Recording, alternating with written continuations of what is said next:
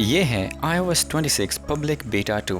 अगर आपके पास iPhone 11 से ऊपर कोई भी iPhone है तो अगले महीने iPhone 17 के लॉन्च के साथ ये वाली अपडेट आपके फ़ोन पर भी आ जाएगी।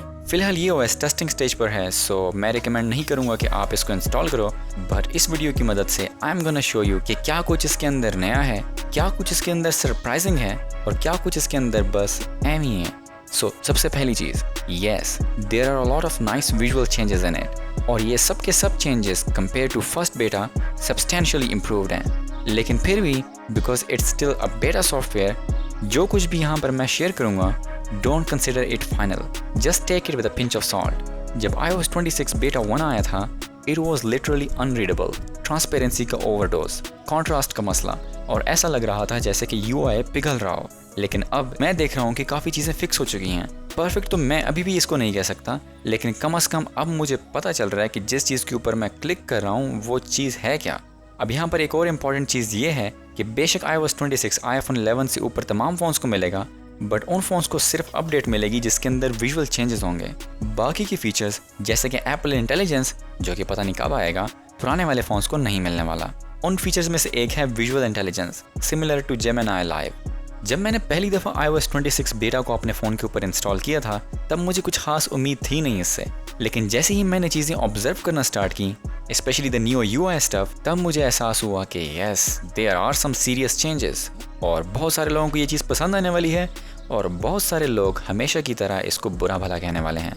बट पर्सनली सो फार मुझे ये डिज़ाइन काफ़ी पसंद आ रहा है, स्पेशली ये क्लियर थीम जो कि अपने नाम को वाकई ही जस्टिफाई कर रहा है। लिक्विड ग्लास की तरह महसूस होते हैं, बिल्कुल विंडोज 7 की तरह, या फिर उससे थोड़ा सा बेहतर। यस, एप्पल के डिज़ाइनर्स ने वाकई ही इसके ऊपर मेहनत की है। It looks quite realistic, reflections के कॉन्सेप्ट्स को अप्लाई किया गया है इसकी डिज़ाइनिंग के अंदर, and you see that. Specially मैं इसको टेस्ट करना चाह रहा था किसी पुराने आईफोन के ऊपर, क्योंकि नए वाले आईफोन्स के ऊपर तो सभी ने टेस्ट कर ली है, but I wanted to test it on something like iPhone 11, 12, 13 या 14। सो मैंने चूज़ किया iPhone 13। ये तमाम वो फ़ोन्स हैं जो आज भी बहुत सारे लोग यूज़ कर रहे हैं, सो या व्हाई नॉट। फिलहाल जितना मैंने iOS 26 को इस फ़ोन के ऊपर यूज़ किया है उसके ऊपर मैं कोई वर्डिक्ट तो नहीं दूंगा, क्योंकि this isn't the final version, हमारे पास अब भी टाइम है अगले महीने तक, बट अब तक मैंने काफ़ी टाइम गुजार लिया इसके साथ, और इस टाइम के दौरान मैंने जो जाना है बहुत सारी चीज़ें हैं इसके अंदर जिसके ऊपर बात की जा सकती है।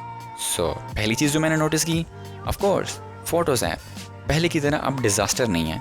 थोड़ी बहुत सिमिलरिटीज़ आपको iPhone 18 से मिलेंगी इसके अंदर, बट पहले की तरह आपको टैब्स का जम्मे गफ़ीर और रैंडम फोल्डर्स नहीं देखने को मिलेंगे। काफ़ी क्लीन कर दिया गया है इसको और काफ़ी सिंपल है अब। लेस नॉइस मोर इंटेंशन, यूँ कह सकते हैं। पूरे ऐप की डिज़ाइनिंग के अंदर भी आपको लिक्विड ग्लास का टच नज़र आएगा, ऐसा लग रहा है जैसे कि असली का गिलास हो। It makes you feel that way. I appreciate these changes. अगर मैं इसको कंपेयर करूँ पिक्सल के नए आने वाले UI के साथ जिसका नाम है Material 3 एक्सप्रेसिव, तो मुझे यहाँ पर जो चीज़ देखने को मिल रही है और जो मेरी अंडरस्टैंडिंग है उसके हिसाब से iOS 26 का ये new liquid design is more of an optical thing, जबकि जो Material 3 एक्सप्रेसिव है it feels more alive. Like जब आप वो यूज़ करते हो तो आपको ऐसा फील होता है जैसे कि आपको फ़ोन रिस्पॉन्ड कर रहा है, हैप्टिक्स के थ्रू, एनिमेशंस, फिजिक्स के थ्रू। बट स्टिल कंक्लूजन मेरा ये है कि दोनों का अपना अलग अलग कैरेक्टर है इस पॉइंट के ऊपर। But if I had to choose one, I will take Material 3 expressive. दोनों ही बेटा के ऊपर हैं, बट मैंने ज़्यादा इन्जॉय Material 3 एक्सप्रेसिव को किया है। लेकिन चलो वेट कर लेते हैं कि जब तक कि दोनों की स्टेबल रिलीज़ नहीं आती हम कोई वर्डिक्ट पास नहीं करते, जिस तरह के मैंने पहले बताया था, लेकिन मैंने स्टिल पास कर दी। एक और चीज़ जो मैं नोटिस कर रहा हूँ वो ये है कि इस लिक्विड ग्लास डिज़ाइन की वजह से मुझे ये पूरा फ़ोन फ्रेश फील होने लगा है। Even though it's an older device, लेकिन फिर भी इसका जो डिज़ाइन है, इसकी ये जो फील है, ये इसको नए जैसी फील दे रहा है, जो कि बेहतरीन चीज़ है। पहले की तरह आप इसके ऊपर डार्क मोड भी अप्लाई कर सकते हैं। सो आपके पास एक तो क्लियर थीम होगी, लेकिन अगर आप इसके ऊपर डार्क थीम अप्लाई करेंगे तो वही क्लियर थीम आपको डार्क मोड में नज़र आएगी, और डार्क मोड में भी ये काफ़ी अच्छी लगती है। अगर कोई अपडेट आपके पुराने फ़ोन को नए जैसा फील करवा दे, that's a win in my book. इस पूरे डिज़ाइन के अंदर मैं ये भी देख पा रहा हूँ कि आइकन्स भी चेंज हो चुके हैं, जैसे कि कैमरा का आइकन चेंज कर दिया गया है, और साथ ही आप सॉफ्ट ग्लो देख रहे होंगे हर आइकन के अराउंड। अब जब आप कंट्रोल सेंटर को खोलते हैं तो आपको तकरीबन हर चीज़ आसानी से नज़र आ जाती है। जब पहला बेटा आया था तो उसके अंदर कुछ भी नज़र नहीं आता था, इट हैड कॉन्ट्रास्ट इश्यूज़, लेकिन अब नो सच इश्यूज़। जब आप नोट्स ऐप के अंदर टेक्स्ट को सिलेक्ट करते हो तो अब आपको ये बड़ा सा बबल नज़र आता है, जिससे कि आप जो भी सिलेक्ट कर रहे हो वो आपको आसानी से नज़र आ जाता है। और इसकी जो इम्प्लीमेंटेशन है, it's really nice, it feels more deliberate. More readable. Lock screen customisation को भी इम्प्रूव कर दिया गया है, जिसके अंदर फ्रॉस्टेड फॉन्ट्स मिलेंगे आपको, न्यू क्लॉक स्टाइल्स मिलेंगे और साथ ही मिलेगा आपको डेप्थ इफेक्ट, जो कि इन्होंने काफ़ी अच्छे तरीके से इम्प्लीमेंट किया है। अब आप जब क्लॉक का साइज़ चेंज करते हैं तो अगर आपका सब्जेक्ट प्रोमिनेंट है तो आपका टाइम उसके पीछे चला जाता है, जैसे कि वाकई ये कोई 3D ऑब्जेक्ट हो। And it looks so good. बहुत बेहतरीन तरीके से इम्प्लीमेंट की गई है ये चीज़। ऐसी चीज़ें हमने एंड्रॉयड के ऊपर भी देखी हैं, बट ये वाली इम्प्लीमेंटेशन उनसे बहुत बेहतर है। कंट्रोल सेंटर को जब आप देखते हैं तो उसके अंदर आइकन्स अब थोड़े से लाइट हो चुके हैं और जो बैकग्राउंड है वो उतना क्लियर नहीं है, इट्स मोर ब्लरी नाउ, जो कि अच्छी चीज़ है। इससे एक तो आपको हर चीज़ आसानी से नज़र आ रही है और साथ ही वो लिक्विड ग्लास वाली वाइब भी ख़त्म नहीं हुई।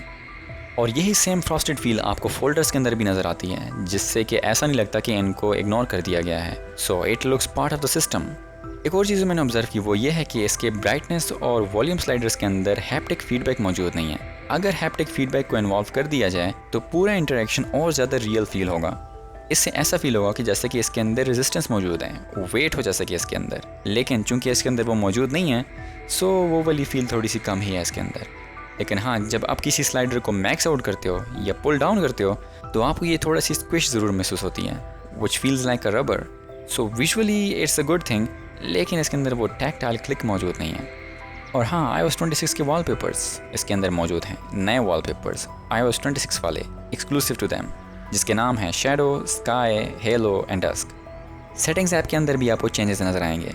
स्लाइडर्स अब और ज़्यादा पतले हैं, लेकिन इन पतले स्लाइडर्स के एंड पर मौजूद हैं बटन कैप्स। बहुत मामूली सी चीज़ नज़र आती हैं, लेकिन यही छोटी छोटी चीज़ें या तो आपका एक्सपीरियंस बनाती हैं या फिर तबाह करती हैं। So these things matter a lot. अब आते हैं कैमरा ऐप के ऊपर। कैमरा ऐप के अंदर भी आपको काफ़ी चेंजेस नज़र आएंगे, जैसे कि इन्होंने रीअरेंज कर दी हैं तमाम मोड्स। अब आपको कैमरा के मोड्स इन दो बटन्स के आसपास छुपे मिलेंगे।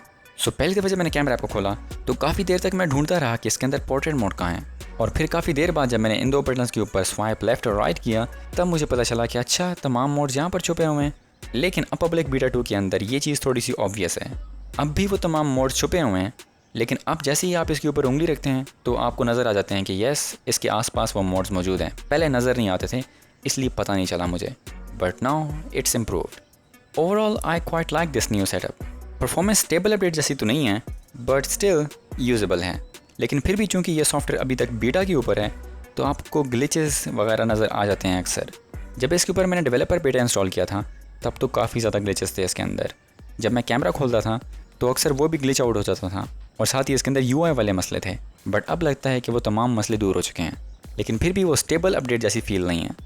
पहले वाले बेटास के ऊपर तो बैटरी लाइफ बहुत ख़राब थी, लेकिन अब थोड़ी सी इंप्रूव होती नज़र आ रही है मुझे। मेरे इस फ़ोन की बैटरी ऑलरेडी ही 83% हेल्थ के ऊपर है, सो मैं पहले ही बहुत कमज़ोर पोजीशन के ऊपर हूँ। और फिर जब से मैंने इसके ऊपर बेटा इंस्टॉल किया है तो थोड़ा बहुत मैंने बैटरी को सफ़र होते ज़रूर देखा है, और यही बैटरी वाला मामला डिवाइस टू डिवाइस वेरी करेगा। सो मैं ज़्यादा इसके बारे में कुछ कह नहीं सकता। इसके अलावा हीटिंग इशू, यस, पहले बहुत ज़्यादा देखने को मिल रहे थे मुझे, लेकिन अब उतने नहीं हैं। अगर आपके पास लेटेस्ट वाला आईफोन है तो आप एक्सपेक्ट कर सकते हैं कि आपको ये फीचर्स भी मिलेंगे, जिनके अंदर मौजूद है कॉल स्क्रीनिंग, बिल्कुल पिक्सल फ़ोन्स की तरह, और साथ ही आप एक्सपेक्ट कर सकते हैं होल्ड फॉर मी और शायद एप्पल इंटेलिजेंस। उम्मीद पे दुनिया कायम है। सो आखिर में ऑफ कोर्स अभी ये रेडी नहीं है प्राइम टाइम के लिए, सो आपको वेट करना चाहिए अगले महीने का। बट स्टिल अगर आप इसको इंस्टॉल कर लेते हैं तो आपको आइडिया हो जाएगा कि yes, a lot of nice things are coming soon.